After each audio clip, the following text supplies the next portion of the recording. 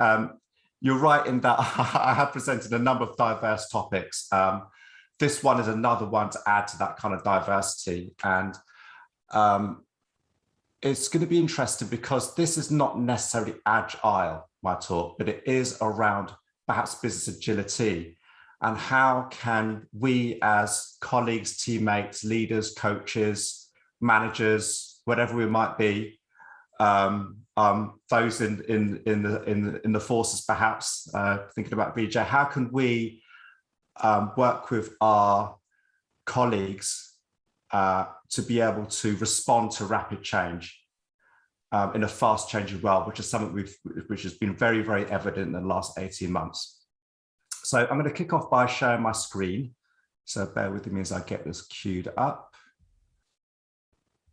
So hopefully you are seeing the open slide, and as Nabil says, this is around the leader's role in enabling organisational competitiveness and how and why leadership style needs to change from perhaps a more traditional deterministic model. Before I dive into the details, I just thought I would just describe a bit about my background. In the last 20 plus years, I've been fortunate enough to work for a number of different household names, some of them very common in the UK, some of them common globally. And I've been able to collect a lot of knowledge and experience. And I've learned lessons quite often the hard way about how organizations design themselves and how colleagues and managers and leaders kind of operate. And a lot of things have changed quite radically in the last 20 years. And perhaps some of the more traditional things that I've witnessed, and that you guys have witnessed it, may no longer be fit for purpose. A style which I hope to promote in the next kind of 90 minutes or so we have together is an ability to, or an environment where we can all kind of share knowledge, but also connect that knowledge, connect those dots with the experience that we've got. So it's not going to be a one-to-many discussion. It's going to be a many-to-many discussion, I hope. So as Nabil says, feel free to use the chat, feel free to unmute yourself at the right time and just share some stories along with your knowledge as well. That's what it's all about today. It's like storytelling. I presented this talk twice before, and one thing that I got feedback on is, Dean, this is all very well, but we want to have some more advice, more tips, some more things that we can take away and do. So I have continuously improved this talk, and there's going to be at least 4 opportunities where we can pause and discuss some tips, some kind of takeaways that you could possibly consider of your teams and organizations. Let me kick off by quoting Jack Welch. Jack Welch was the ex-CEO of General Electric at the time, around 20 years ago, was the most capitalized organization in the world in many, many different fields. And his words really resonate to me. He said that if the rate of change on the outside exceeds the rate of change at the inside, the end is near. And he said this from an organizational point of view, but I think it also is true from an individual point of view as well, or maybe from a team point of view. This can happen at many different scales. If the rate of change on the outside exceeds the rate of change on the inside, the end is near. To me, that means that if the internal ability of an individual organization to respond and change has become lessened or weakened, or perhaps we've consolidated on something which is no longer relevant today, and the external world is changing, then our relevance, our legitimacy maybe become undermined. So it's worth just having this particular quote in our minds as we move forward. And today I'm going to be presenting and discussing 4 considerations as us as leaders, or those who coach leaders, can consider along with those tips as well. So a bit more on the disrupted environment that we're in. So a classic thing that we're taught quite typically in business school is this thing called Peston analysis. Peston analysis is a tool which allows us to gain a macro picture of a particular industry or a particular team in their environment. And it allows teams and companies to form an impression of the factors which impact in the environment they're in. So let me just unpack this a little bit. So it looks at the political environment, economic, social, technological, legal, and environmental. So some of the things I've certainly noticed, and no doubt you guys have seen in the last 18 months, maybe in the past 5 years, in politically the rise of populist governments, the stability of governments around the world, great change. There seems to be a withdrawal from globalization to more nationalism. There are lots and lots of different trade wars. Economically, there seems to be the emergence of stagflation, where there's inflation, but there's no economic growth. Employment is changing. Where we want to work is changing. Consumer confidence may be changing. Consumers seem to want convenience as well as novelty, as well as things that are cheap, a cheap pound or dollar, whatever it might be. Income distributions are changing. There's even more economic inequality, which is emerging. Technology is ever present, always changing. And then legally, as we know, certainly in the UK, the likes of Brexit, that's going to change industry regulations, the repatriation of what governments can do.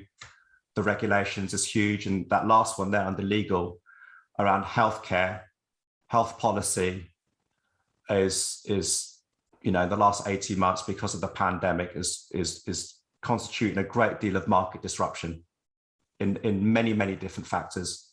But also environmental as well. We can't forget the drive to go carbon neutral in many countries in a small number of decades. And no doubt this is going to affect all the organizations we work for, government, non-profit or profit organizations. So this is just creating a picture of what's been happening and all these different factors that I think we should be aware of.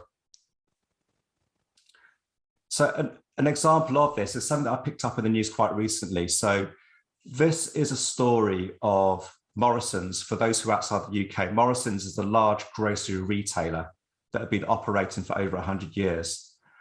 They are partnering with Deliveroo, which is one of those home delivery takeaway services where you get a meal delivered in half an hour or whatever it might be from your local takeaway companies.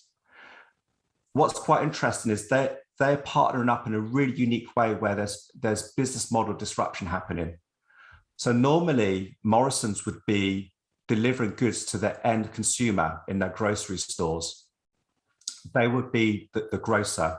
But what they're doing, they're experimenting with the ability for them to be a wholesaler by partnering with Deliveroo to allow Deliveroo to deliver Morrison products in a few number of minutes to local customers at home. It seems like Deliveroo are almost becoming their own retailer and setting their own prices.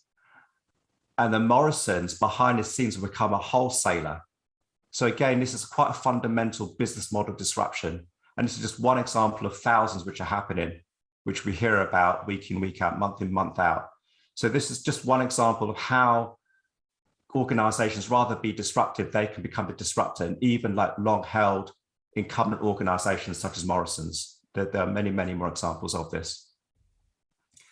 So what I thought I would do now is just allow you guys to share what's on your minds around what disruptions you're seeing in the marketplace. This could be in your organization, or it could be in other organizations, it could be national or international. So what I'd like to do is invite you guys to menti.com.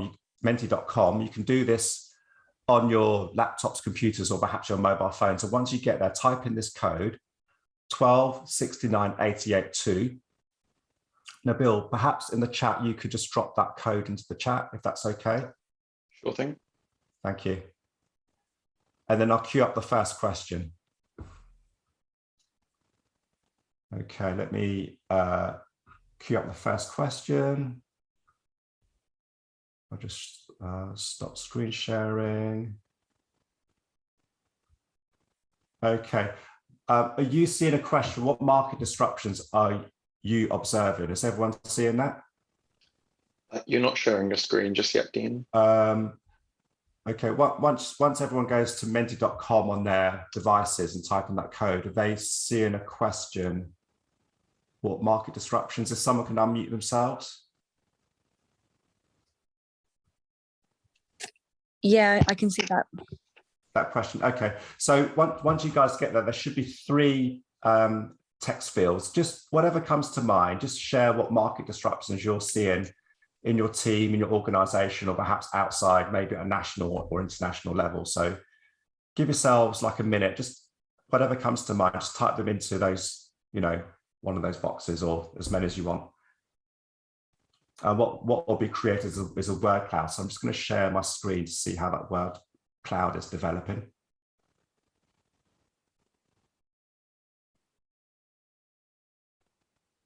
So as you submit those, they should be developing the word cloud and in the screen share.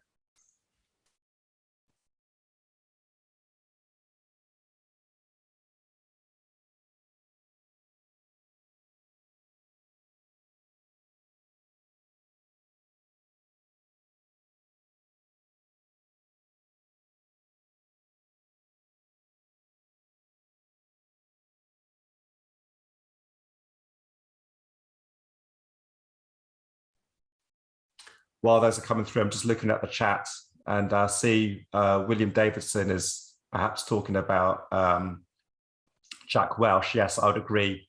I too am not fond of some of his other management philosophies. They, yeah, some of them are quite questionable, but that quote indeed is something which I quite like from him.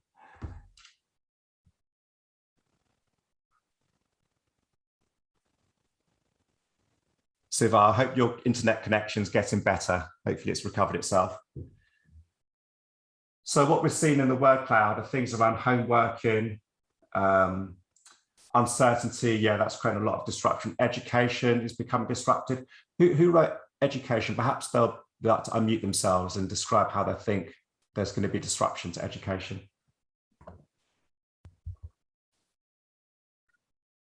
This is Rob. I wrote education. I'd say that I worked on edX, which is the MIT Harvard platform for distributing education to the world and increasing its reach. And there have been, I think, 3 fundamental changes. One is we understand a lot more of the learning science about actually how to design online hybrid training. And guess what? It's very effective. 2 is big data tells us what people know and what they don't know.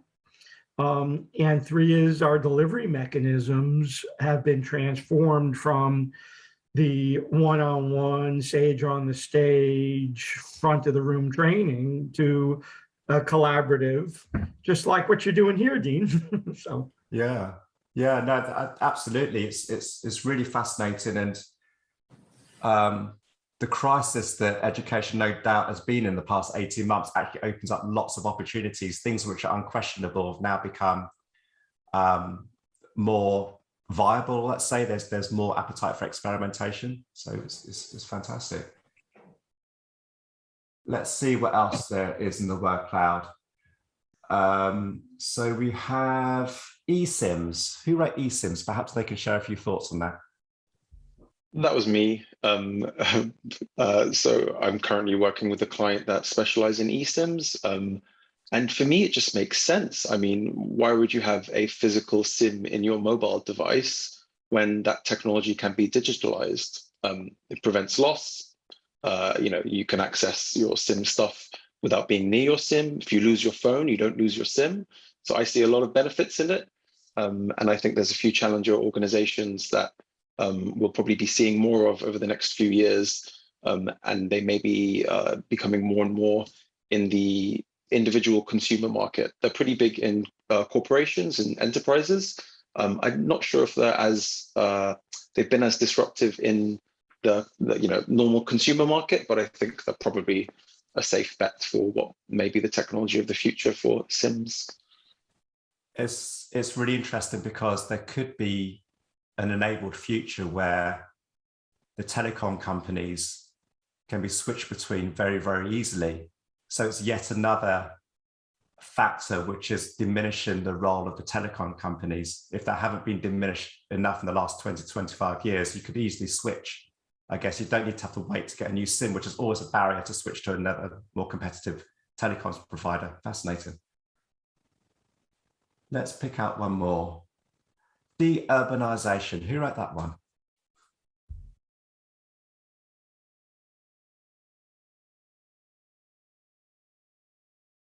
Or perhaps someone would like to comment on it if the person who wrote it is on mute. What do we think about deurbanization, guys?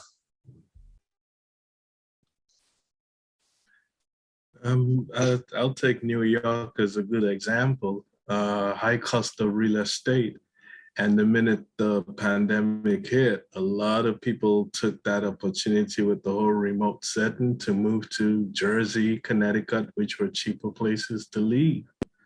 So kind of now you have a bunch of empty, expensive real estate that even some office buildings are getting converted to apartments and reducing the cost of renting space out there now. So it's also causing a problem now with people, with businesses asking people to come back, and you're getting that, why would I want to do that and commute for 2-3 hours when I could just log in at home and we take care of work. So, you know, it is going to hopefully decongest the urban areas. At least so far, it looks like it's doing things like that. So yeah.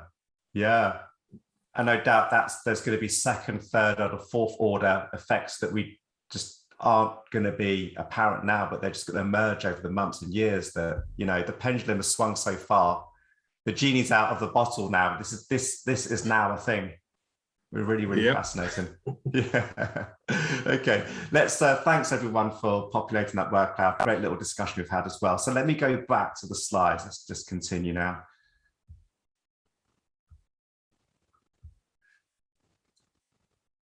So, considering all the disruption that you guys have shared, how might we as leaders or as coaches who coach leaders rethink how we can support individuals, teams, and organizations to respond to this rapidly changing world and to remain competitive and relevant as well, relevant and legitimate? So that applies to government organizations, non-government organizations, not-for-profit organizations, just as much as commercial organizations. What I'd like to share and unpack and discuss with you guys is 4 things leaders can do, which fosters exploration and emergence. One is supporting individuals to test and learn assumptions, create a safe space to that happen, so a safe to learn environment. So that's 1 and 3. Number 2 is around how leaders can become grand conductors. They're employing great, talented, motivated people with great knowledge and experience. So how can they align a direction, a true north for these people, and move out the way to allow them to do good things, or step in when there's going to be organizational impediments which may be blocking their path? And then number 4, some work that an academic, Mary Albin's been doing around creating an adaptive space to allow those innovators and those operators to actually work together, because they are different kettles of fish. There's personality and characteristics of an innovator is quite different to an operator. And so how can we bring those two worlds together so they can create a viable future, so as an organization, they can remain relative and relevant and competitive? I've got some tips for each of these 4 areas. The first area is number 1, leaders supported individuals to test assumptions. One thing that I find apparent, and perhaps you guys find this as well, is that the more traditional way in which individuals and teams handle uncertainty is they metabolize it as risk. And this is actually quite a human reaction.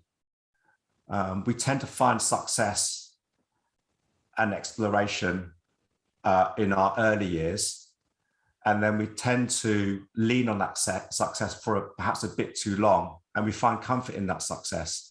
It could be products or services, it could be what we're educated in, it could be who we work with, our environment. We tend to find comfort and we want to be able to protect it. However, when uncertainty does come, or something new and novel does come, then we might see that as a threat. But what we do in response is that we do something, we respond with false certainty or willful blindness. Something else which occurs, this is all kind of could be characterized as an ordered response to uncertainty. Perhaps with a fixed mindset. Number two is that we tend to rely on past experience, and that provides comfort, which could be misplaced.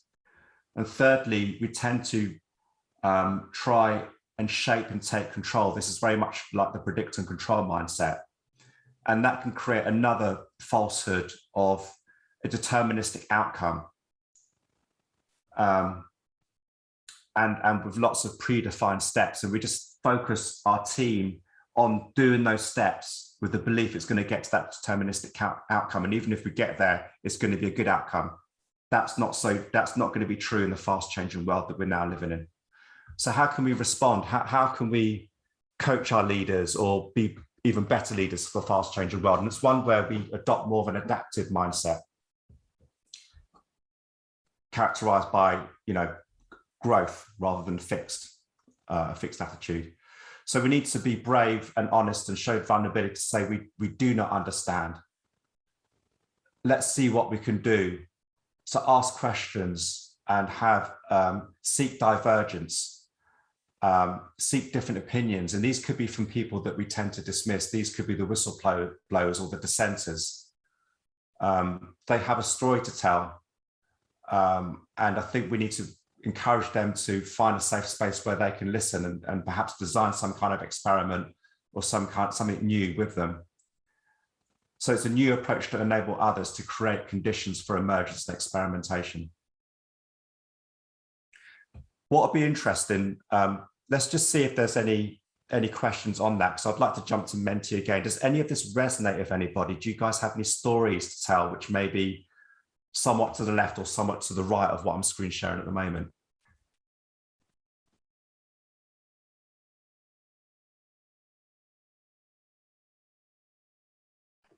I was going to say, I've had a lot of resonance with a lot of this fixed and growth mindsets, because obviously within the armed forces, we do tend to try and merge the two, as you would usually anyway. So, for example, we would base a lot of our decisions on past experiences and coaching sort of techniques on past experiences, but then as well, say we're within a team, we would just adapt and adapt and adapt on top of adaptations in order to get the best result overall. And I think the asking different questions and understanding that we don't know is probably the most important points, because when there's someone in that team that says, yeah, I do know, and they don't know, for example, they cock up for everyone. Thanks for sharing. And what you're sharing there, there's a fantastic book called Team of Teams, Stanley McChrystal. If you haven't come across it, then it's worth picking up, because I think your experience and the direction you're going in and what you shared just now is brought out in that book really, really well. Team of Teams, if I remember correctly. Let's jump to Menti. So I'm going to present the same details as before. I'm going to go to the next question, and you may get a prompt on Menti to say that the next question is ready. So if you respond to that prompt, and once you do, you should be seeing something which says, is your organization ordered or adaptive? Perhaps someone can unmute themselves just to confirm you're seeing the next question. Yes, I can see it. Fantastic, thank you. So just spend a few moments thinking about, move the slider just to a particular direction about your organization. And what I'm going to do, I'm going to screen share to show you what's coming up.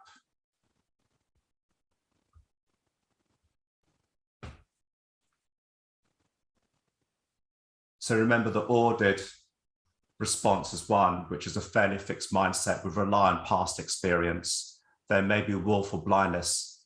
There may be security in doing things the same as they were before, which may not be relevant. Whereas the adaptive one is that we show that we need to learn, don't have all the answers, show vulnerability, but collectively we will discover and learn through emergence and experimentation, what the next step is.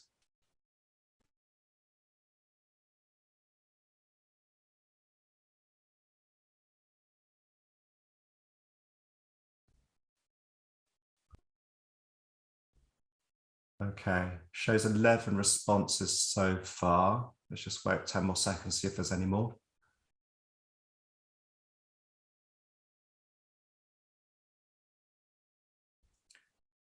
Really interesting.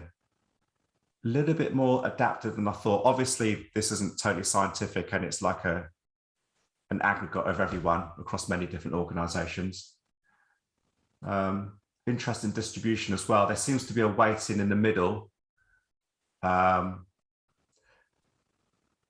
this surprise anybody? What does this tell people? Do you have any stories to share? Well, I can share with you because I've just joined TGS, obviously the same organisation that you work for.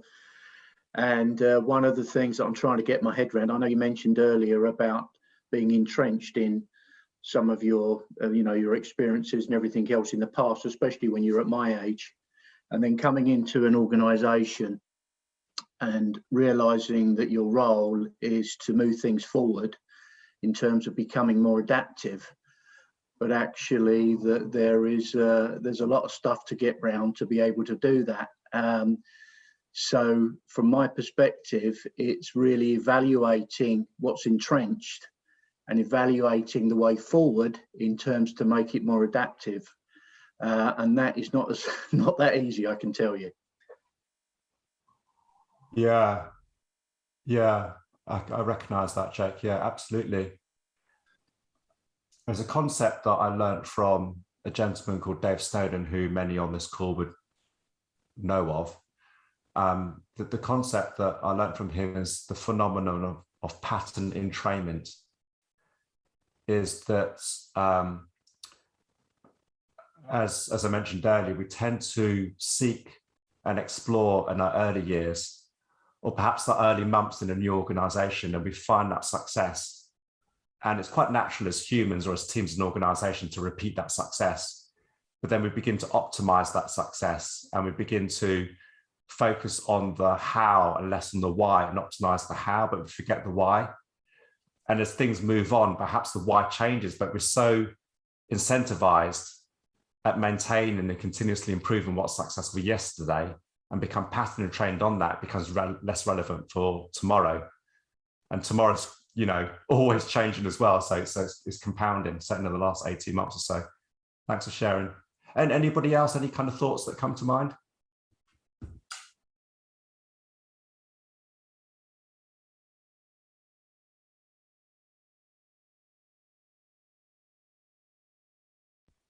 Okay, not to worry, let's push on. Let me share the deck again.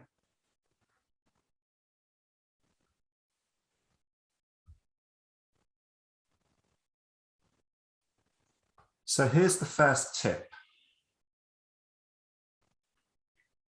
And this might be familiar to some of us on the call. And it's one which I think is fairly practical. And we can start small with this, with a few individuals or a small number of teams. They could be the innovators or early adopters of this kind of approach. And maybe not all leaders are open to this, but maybe a few leaders can find partners in the business to take a more hypothesis-driven approach, where we can test assumptions collectively. We don't know the answer, let's find out quite rapidly. So we believe this perhaps as market offering, or maybe some internal capability or new skill set, will result in this outcome, and it needs to be outcome orientated. Some of the stakeholders or end customers would value. And we're confident to proceed when we see these signals, and those signals tend to be behavior changes. Has anybody used something similar to this in their team or organization? I've used something a little bit similar. It was during a discovery program for a government agency. And because it was all discovery, it was lots of research, lots of service design. And we adopted a hypothesis-driven approach to try to test out the assumptions that we had. And it was really interesting. The team found it quite useful to adopt the hypothesis mentality rather than like the sort of other more generic tasks that people tend to do during discoveries. Were the leaders involved at all, and how did they get involved, if they did at all? So they were involved in a research capacity. So they were part of the sort of exploration and findings the team had to involve, because the topic we were discovering involved in leaders of the organization. So they were involved as a sort of participant of the discovery and the work that the team were doing. And obviously there were a smaller set of leaders who were, working in our program to help, the delivery side of it. So there were stakeholders, etc. They were a bit less concerned with our approach, but when we were showcasing our work to them, I think they appreciated our experiment and hypothesis approach, because they could understand how it would make sense to try to validate hypothesis assumptions we have, find answers, which lead on to more questions and more hypotheses and more directions to go in. So yeah, they were very receptive to it. Fantastic, fantastic. Anybody else familiar with this hypothesis-driven approach in their team or organization?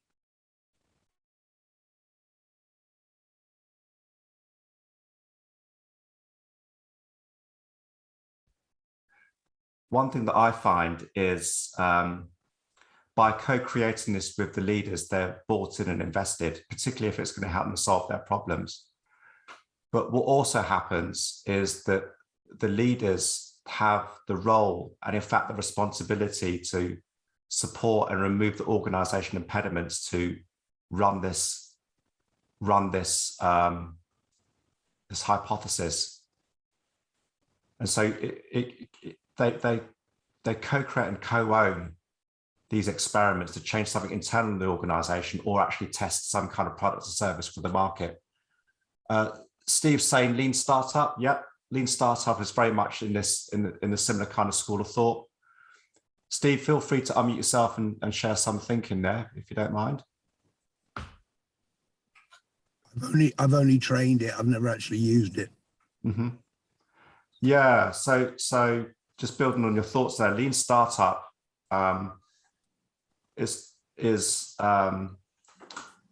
it tries to close the feedback loop as much as possible.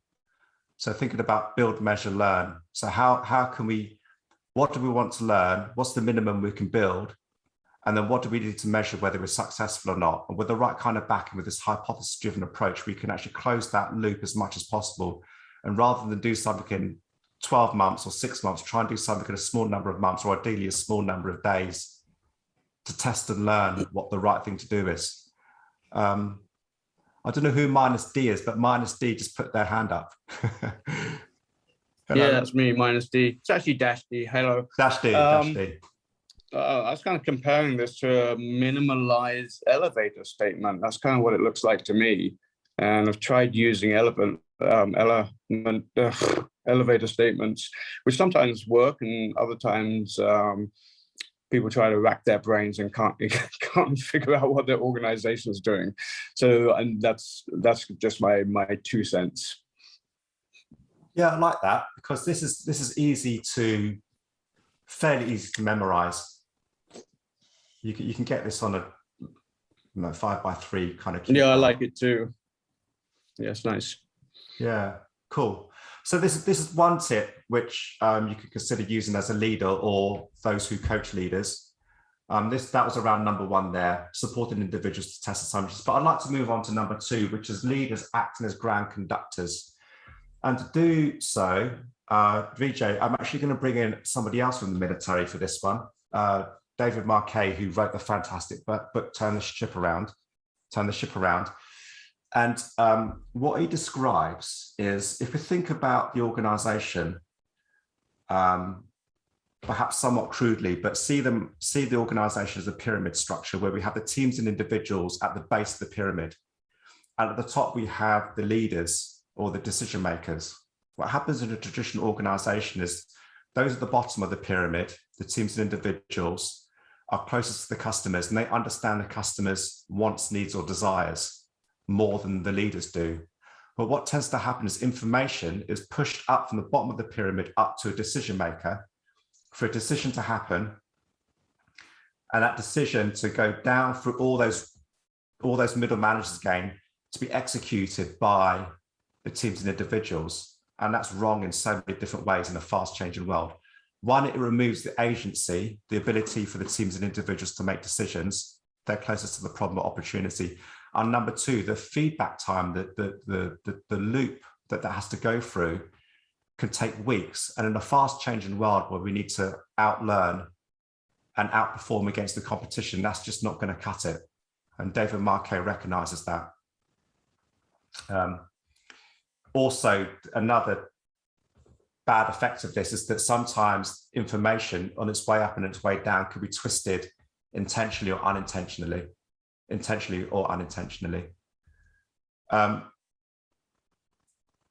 What I'd like to do, let me just check something here, what the next mentee is. Actually, in the interest of time, I'm going to skip over this and go to the next part, is describe what David Marquet says is the dynamic which is involved here. At an individual or team level, there's a degree of control they have over making their own decisions. And there's also some degree of their competency or clarity. If they've got low competency and low clarity, then really they should be only afforded a small amount of control. But quite often, teams and individuals have a great deal of technical competency, and perhaps they know the clarity of what the mission is, what they need to do, what the strategy is. If they do, it makes sense for them to have a proportionate amount of control. If they're in a trusted environment where the leader's actually open to teams and individuals to experiment and have emergence to find out what the right thing to do in the fast changing market. Sometimes what happens is leaders give teams and individuals too much control and not proportional to their competency and clarity. That means lots of bad decisions happen. Or it could be the other way around, is that teams and individuals have a lot of competency and clarity, but a low amount of control. That's just going to cause frustration. And ultimately, people are going to leave and go to another organization where there's a better balance. So how can we overcome this? And how can leaders allow the emergence of competency and clarity and greater control at the bottom of that pyramid? So what David Marquet talks about is something called the ladder of leadership, where they give control first. So what we're trying to do is move up as a ladder from the bottom left to the top right, where there's a great deal of competency and clarity, so we can afford them more control so they can make decisions more locally at a faster pace. So what he talks about is this dynamic, this relationship which evolves and matures between what he calls here the boss, so the manager or the leader, and the worker. Let's suppose the worker is at level number 1 on the bottom right corner of the infographic here. So that individual saying to the leader, tell me what to do. What the boss needs to do is move to position 2 on the left-hand side and respond by saying, I'm not going to tell you what to do. Tell me what you think.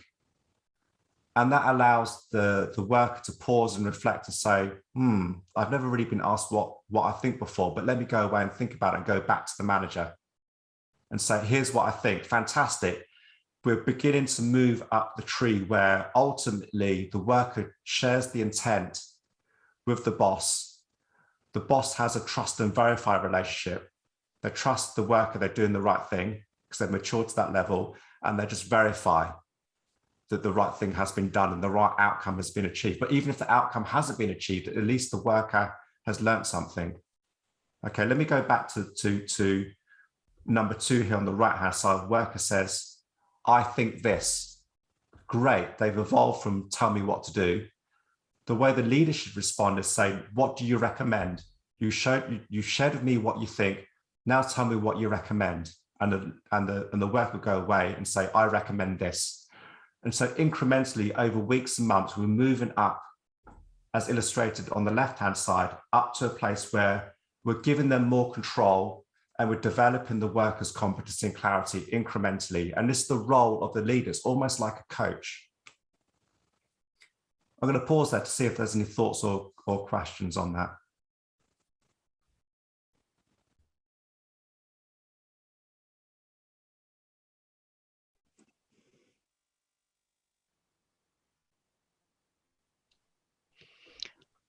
I could probably talk a bit about that. I'm a senior project manager. I work for a university, the Open University. And yeah, I'm in a really fortunate position and have been for, well, probably since around the start of the pandemic, actually, in that I have loads of freedom in what I do. And I'm able to direct my own work, and my boss has given me that freedom. Maybe that's, I guess I've been doing project management for 20 years now, and I've been in the same organisation for much of that time. So I've built that trust over years. And yeah, I had one talk with my boss today, and I just talked about what I've been doing. So that really resonates. But looking at the steps there, they are quite tiny and a little bit difficult to read. But I don't think my boss consciously went through those levels. I think I've just got there over time. I mean, conversation probably has changed from right back in the beginning. But yeah, it wasn't a conscious thing. That's really interesting to read. Thank you. Thanks, Anne. Thanks, Dan. Matty has shared something quite interesting in the chat. Sounds very hierarchical and foreign from a Scandinavian work-life point of view, where independence is expected from everyone. Do you want to unmute yourself and just share what you're saying there? Sounds fascinating. Yeah, I just feel very, very uncomfortable with this kind of a setting that I couldn't imagine this happening in somewhere in Sweden, Norway, Finland at all, because especially when we're dealing with experts in software development. I mean, everyone expects you to be an expert and make educated decisions on your own and work independently. And I'm kind of seeing that it's very counter-agile, where in agility, you're supposed to be self-organized and not getting directions from a manager. Any responses to that, guys? What Matty's shared? Yeah, I have to agree with him. I've got 3 kids who live in Sweden and are in Swedish, going through Swedish universities, and walked on into roles. And I would say culturally, he's absolutely right. The overview he's just given. You know, they've received total respect for their input, and their learning process is assisted in every way. And yeah, I do have to say that culturally that's predominant in Sweden and I guess Scandinavia. Fascinating. And yeah, along the same lines as I had a friend that lived in Sweden, and he said the whole, not just from a work point of view, but really from a life point of view, that there's a lot of individualism, kind of self-taught and learning and having standard conversations like this, but not so hierarchical as that gentleman said. Yeah, what makes it hierarchical? In what sense is it hierarchical? I think he should probably answer that since he... Yeah, yeah, if you could, please. Yeah, happy to elaborate. So hierarchical, even in a sense of having this manager or like a boss and a worker kind of power balance here. I do understand. I mean, I do understand leadership, which is really needed in everyday working life. But that's something that if you're in a self-organized team, the leadership role can be taken by different individuals at different points, and kind of like you always choose the best individual to lead for each kind of scenario that you're looking into. Yeah, I recognize that. And one thing I don't like about this infographic on the right is the word boss and worker, because that's quite an emotive. Those are quite emotive words, and it suggests a particularly hierarchical relationship, whereas that fluidity of leadership, because anyone through invitation could play that role of being a leader. And I think it's just almost more of a coaching stance where the worker, or let's say the teammate, is seeking that support, and it's more of an invitational relationship rather than this hierarchical relationship, which words such as boss and worker kind of suggest. Can I just suggest that you do realise this comes from the captain of a submarine who was turning the crew around. That hierarchy in the armed forces is never going to change, I believe, and I have spent 27 years in the armed forces. Indeed, yes. Yes, indeed. Yeah, so this just suggests to me, again, it's around culture, maybe national culture, but also the culture and institutions which we work in. Yeah, thanks for that input. And there are perhaps very good reasons for that in the military, for those hierarchies, whereas within other organisations, with the different context, it's not so relevant. Absolutely, yeah, totally agree. How does this? However, Steve, I'm sorry to butt in, but Steve, when I'm reading some of my history from the World Wars, the leadership wasn't even close to where the battle was. You know, they're kind of out of London. The king was putting his 2 points. So I guess you're kind of incrementally getting there slowly, maybe another 100 years, right? No, if anything, I think we've gone backwards. Oh, really? Wow. Yeah, I'm sure VJ's, I wasn't in the army, but basically, at the NCO level, the NCO's in charge of a group of men saying, go take that hill. And it's up to the NCO how they do it. And it is a self-organizing team and it's very agile.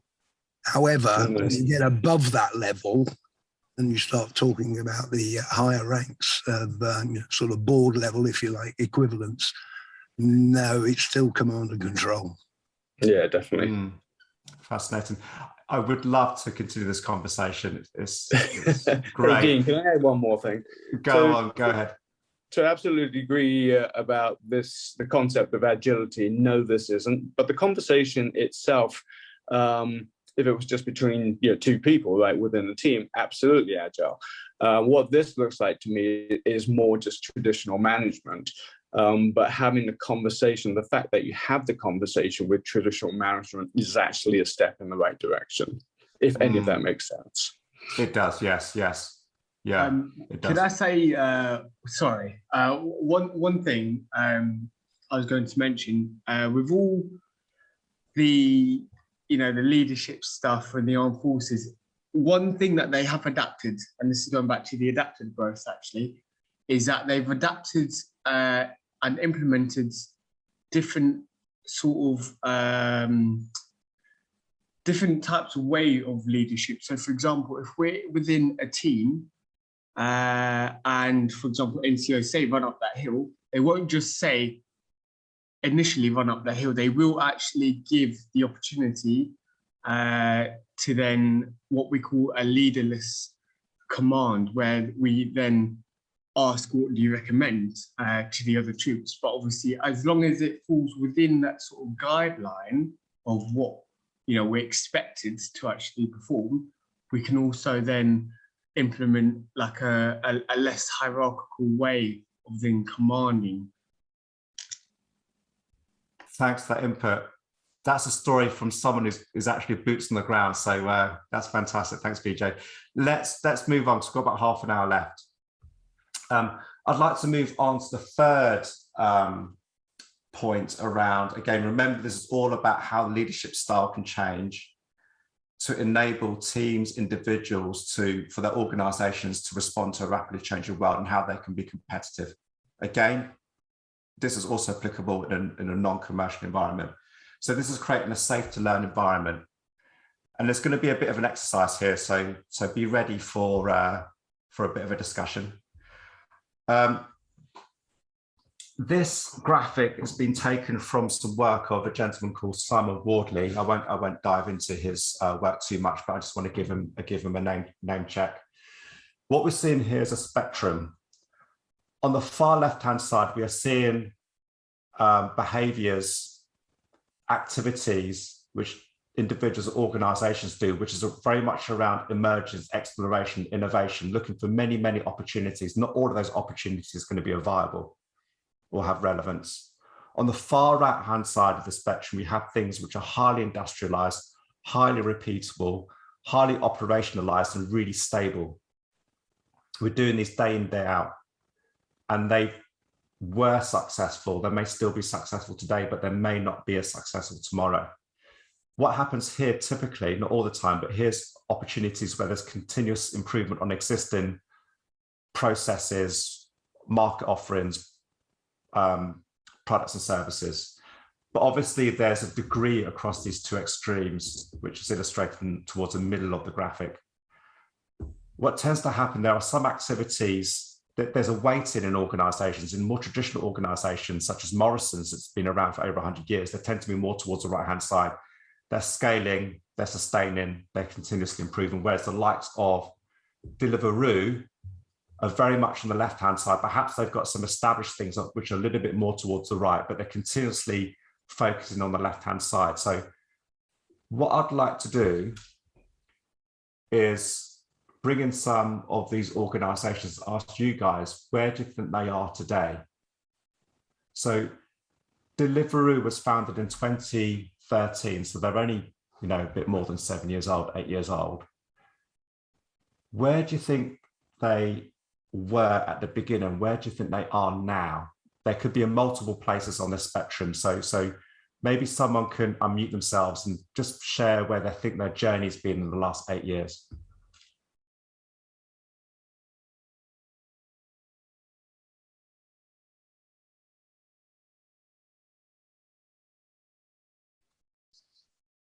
I think they might be a bit of a mix, right? I think they've definitely stabilized and continuously improving their product. But the example you shared with Morrison's at the beginning shows that they're still innovating on their business offering.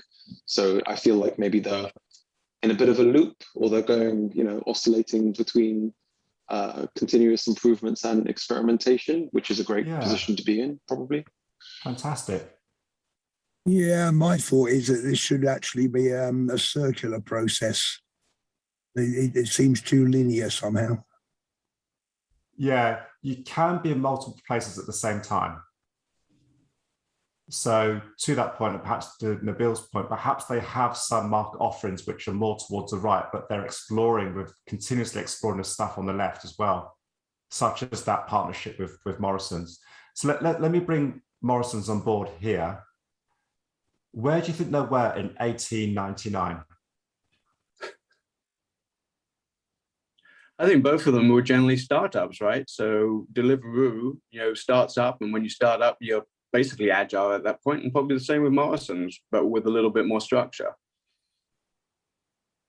Yeah.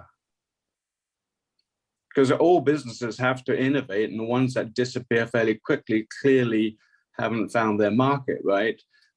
Stores in those days, what else would there be? There'd be Harrods, there'd be Selfridges. They'd all be innovating at that time until they hit that point where they've stabilized to the position, and then their market share just goes down because they can't innovate in their stock more so than the company.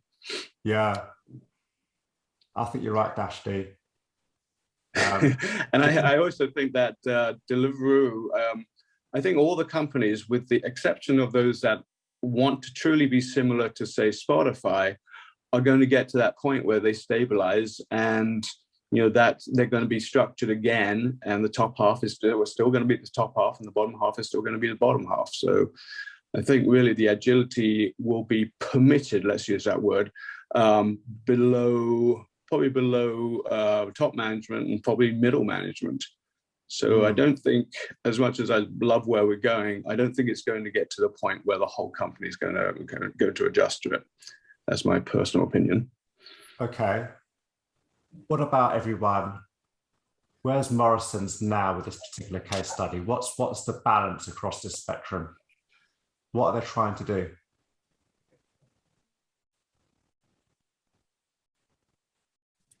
They're basically industrialized, but they're now experimenting with Deliveroo.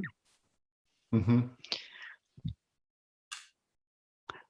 Yeah, and I wonder if they're actually doing a few things at the same time. They're perhaps innovating, but maybe also just thinking about disruption in the supermarket arena. I don't know, maybe they're trying to stabilize in some ways as well. I don't know. I think you're right, Anne. I think they are in multiple places. They are obviously trying to stable. They have got something stable and they're trying to maintain that stability with their existing supermarket estate. As grocers, they know how to, they're masters at operational excellence because they're trying to squeeze profit out of ever smaller margins. But what's quite interesting is that the leadership team recognize that they cannot do this forever because they're the likes of Amazon going into bricks and mortar, the continuous rise of e-commerce. So they want to play in this new space and they're kind of regaining that muscle of entrepreneurialism, which they certainly had in 1899. So it's a really fascinating story from that perspective. Would you say it's fair to say that they're taking a big risk?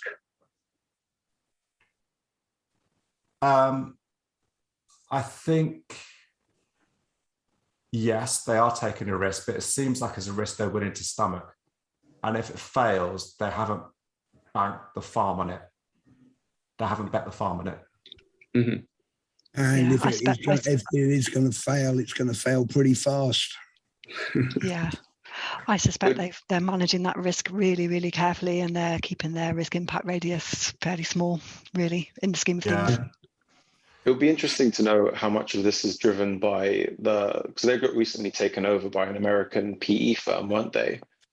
So naturally, private equity, they're looking to increase the value of their new acquisition. So we can probably expect some more of these experiments as Morrison's try to increase their value. Oh, interesting. Yeah. Have they, since PE took over, have they reduced their reduced their focus, but also reduced their people? I think it's only been like a month or something, or a few months. It's been super recent, so I don't think there's been that many tangible changes. So perhaps this deal was cooking before, you know, the PE firm came along, or maybe the acquisition took a year or something, or however long. So yeah, obviously it's too early to tell. Thanks. Yeah. Conscious of time, I'd like to move to another mentee. So let me get this queued up again. Go to your tab in your browser or your mobile phone, whatever you're using. I want to queue up the next question. And here it comes. So you might get a prompt at the top of your screen to go to the next question. Maybe someone could confirm, are you seeing a question for your organization? What is the balance of innovation versus continuous improvement? Is everyone seeing that? Someone do a thumbs up. Fantastic. Okay. If you could respond to that, I'm going to screen share so you can see live the results coming through, if I'm fast enough.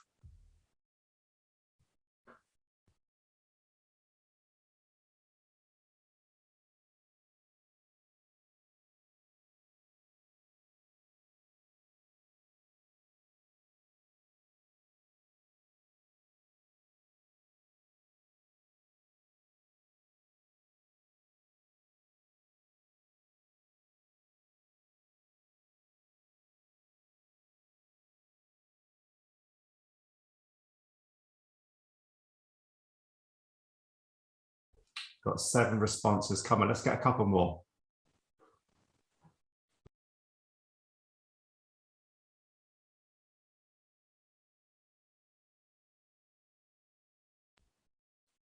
All right, looks like we're sticking at 8. Okay.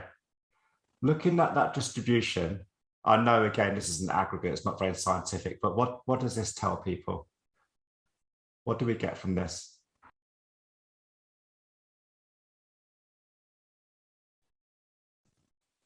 Possibly most of us we're too comfortable with what we've got already. Yeah. Was there another thought from somebody else? I was going to say that most of us work in fairly established organizations rather than startups who are innovating more often than the traditional giants. Mm-hmm. Okay. That's not to say that what our organizations are doing are necessarily right or wrong, but I guess it's just examining questioning and being curious. Do we have the right portfolio balance? If I go back to the screen, to the slide deck, bear with me.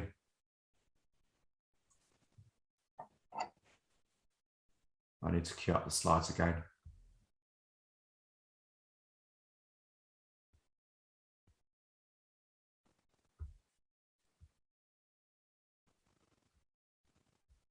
Okay, if I go back a slide.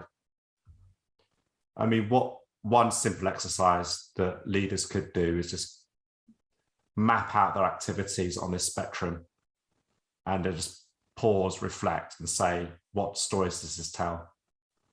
It's that concept of, if we were a coach and we wanted to do this, maybe in one particular department, the power of showing over telling, and let them kind of derive their own insights from these kind of activities. Let's move on, because we've got about just over 20 minutes left. So again, let's just remind ourselves what we're looking at here. So we're looking at number 3 here, sorry. Leaders create a safe to learn environment. And something else I'd like us to consider is the work of the work psychologist Westrom. And Westrom had a look at a number of different organizations around 20 years ago, and he kind of characterized them into 3 broad areas in terms of the typical culture of the organizations. Those that could be pathological, those that could be bureaucratic, those that could be generative.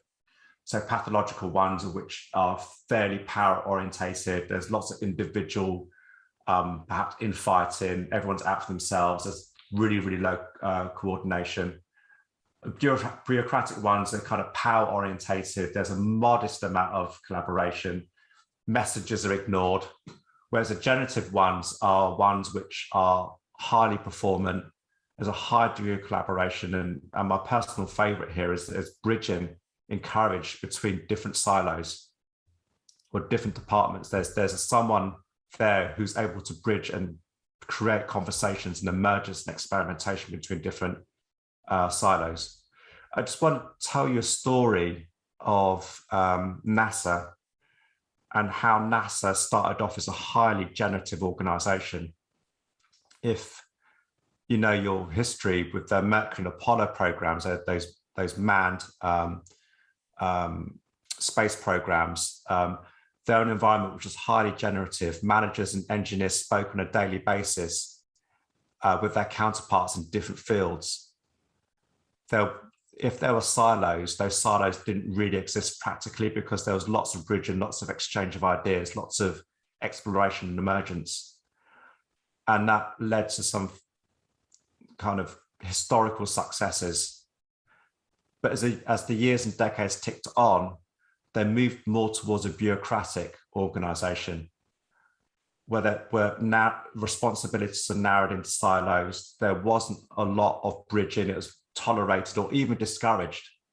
And that unfortunately led to catastrophic disasters for NASA.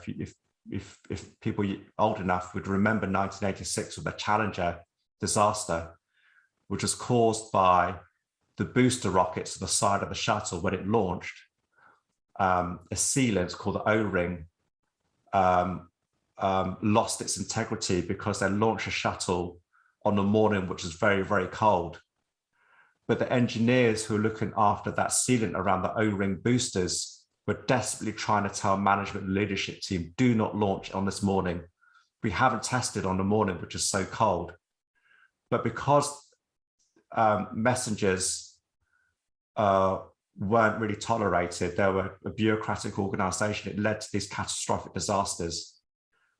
And this happens all the time, perhaps not at such a fatal level, or perhaps not at such a public level, but this happens in many of our organizations that go through this journey. And then just to quote from Barry O'Reilly in his book, Unlearn, he said, NASA was having tremendous success with its manned space program. While doing that, the organization was sowing the seeds of failure, creating false intellectual superiority and impermeable towers of information. in time, those towers of information turned into silos and they stopped information from moving across the organization. This became a very real problem for NASA, and it led directly to catastrophic failure with the resultant loss of life. So he's quoting there the Challenger disaster in 1986. What can we do practically to allow leaders to create a safe to learn environment where these messages can be shared, but also where experimentation can occur? So I'm going to bring on board another tip here. There's going to be quite a lot on this slide, so I'm going to unpack it bit by bit. So this is something I've got experience developing in large organizations, and that's creating an enabling governance structure where leaders can create a safe space for learning in an incremental way. So knowing that we've got our individuals who are highly competent and have a high clarity of what the mission is, what does good look like for the team and organization? Thinking about David Marquet there, let's give them more and more control as we get more and more evidence their ideas are doing well for stakeholders or customers. The very first stage is that we may just backlog ideas which are faithful to the mission, whatever the true north is for the team or organization. There's no approval for that. Let's just get it on there. But first of all, vet that it's actually in tune with what our mission is. The second thing we do, of those ideas, we may prioritize them. We may actually build something very cheap and easy and bring that to market, that to explore the problem solution fit. There's a light bit of governance here, where if it's less than 0.5% of the market or something smaller, then we may just inform the chief financial officer or somebody else appropriate in the C-suite. We're getting a bit more confidence, and there could be dozens of these that we just build it and test the market quickly and cheaply. A lot of these things we're going to throw away because they're not going to be viable, but for the few of those who are successful, those products and services graduate to the next stage, where we look for a product market fit. We know we've solved a customer or stakeholder problem. Let's see if we can now scale it to another demographic or to more users in the same demographic or persona. Here, because it's touching more of our audiences, there's going to be perhaps more CapEx. We may need to get more approval. Of those few which are successful, we try to scale it. And here we may need to put a stronger business case together where the product team is presenting something to the CFO, wants to get approval from the individuals in the C-suite or CEO -1, -2, depending on the organizational structure or the business unit. And we want to go ahead. Yeah, can you give an example of these? Like, I understand you sort of have different levels of experiments depending on where you are in your business evaluation, but like, for example, scale it. What would be an example of how you would experiment for that? Yeah, let me jump ahead. I'm going to give you a nice example here. I'm going to jump ahead. So let's just look at the top right corner here. I'll talk about the rest of the slides a bit later, but I work for a supermarket retailer, one of the big four in the UK, and there were some leaders and teams who wanted to experiment and be quite novel with how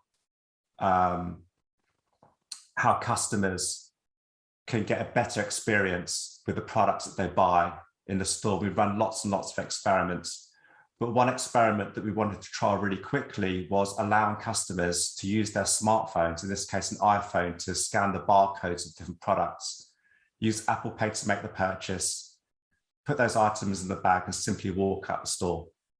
This is one of many, many ideas.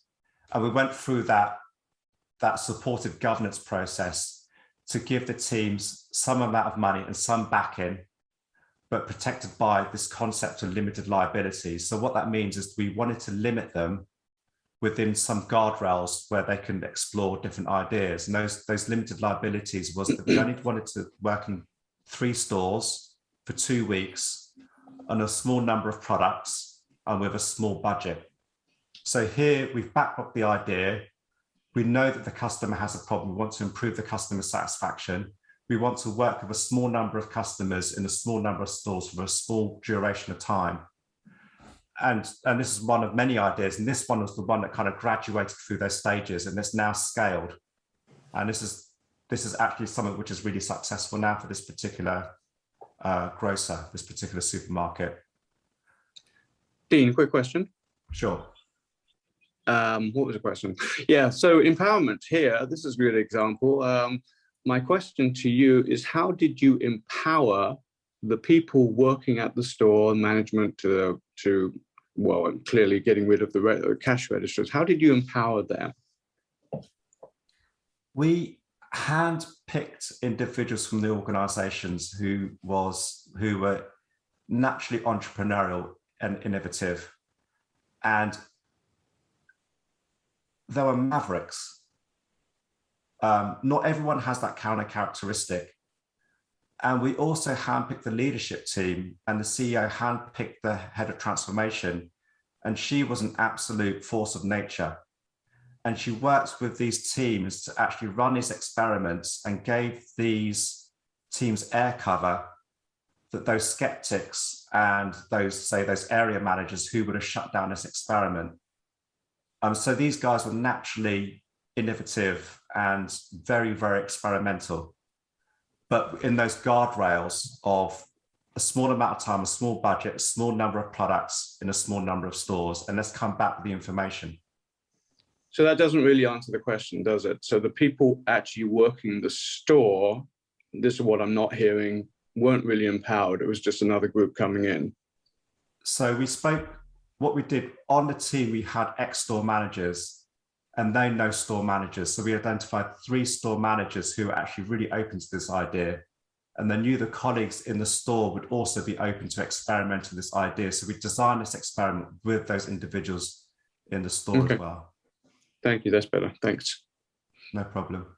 And this is a number of different experiments. So I'll give you one more example to kind of back this up a little bit. Another experiment we did was to think about the customer service desk. And the customer service desk in many supermarkets at the front of the store is one where normally a colleague is trapped behind that customer service desk, not being that proactive. And they have to wait for customers to approach them and join a queue. But what we did with a small number of stores, with store managers who are open to experiment along with the customer service colleagues to experiment quite radically, what does it look like if we shut down that customer service desk, and actually equip and coach and support customer service colleagues to go and be available, actually greet a customer and try and answer their questions or solve their problems. Again, this wasn't for everybody. There were stakeholders who were risk averse, but we found some stakeholders and some area managers, store managers with their colleagues in the store who could experiment with this. It turns out that in some of the stores we're actually able to close down the customer service desk completely, which also reduced staffing costs as well, and also enabled colleagues to be more proactive. So hopefully that's a couple of examples where, a couple of good examples. But let me go back.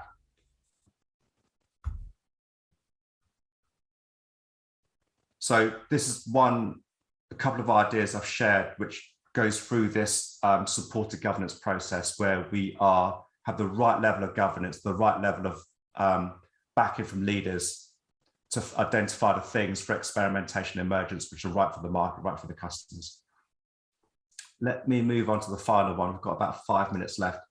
So I'm going to run through this really quickly. So there's another example where leaders can actually look at how we can support innovators and operators. So I'm going to bring on board the work of an academic called Mary Albeen, who's a great complexity thinker. And what she recognizes is that the entrepreneurial system and the operational system exist in organizations. And the operational system and the entrepreneurial system have different needs. The operational system, their success is based on continuing to improve existing products and services. The incentive model is different, the organizational structure is different, whereas the entrepreneurial system, the way they find success is looking for new emergent products and services. And what tends to happen is that the operational system, because it's dominant and the whole organization tends to be optimized around the operational system, tends to stifle the emergence of the entrepreneurial system. But what we need to do, Mary Albin recognises, is the entrepreneurial system actually enables the operators to adapt and find new ways of working and new offerings, like those 2 examples I gave just now. And what she talks about is creating an adaptive space where frank, open discussion can happen between the operators and the entrepreneurs, where we can say, we know that allowing customers to scan the barcode of products may increase theft. Customers may just pretend to scan stuff, put stuff in the bag and just walk out the door without paying for it.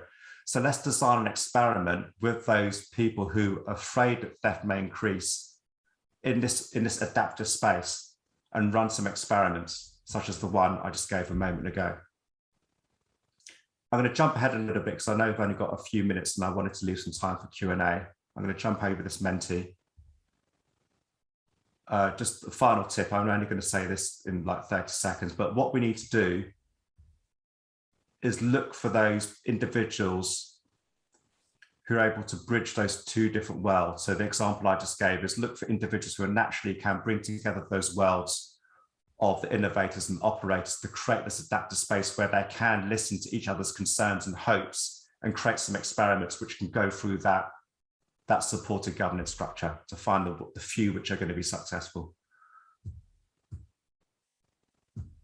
So in summary, I've mentioned these 4 things that leaders can do: adjustments to the leadership style to support individuals and teams to look for exploration and emergence to respond to a fast changing world. I've shared 4 tips as well. And I'd just like to close and say thank you. Also for all the good questions as well.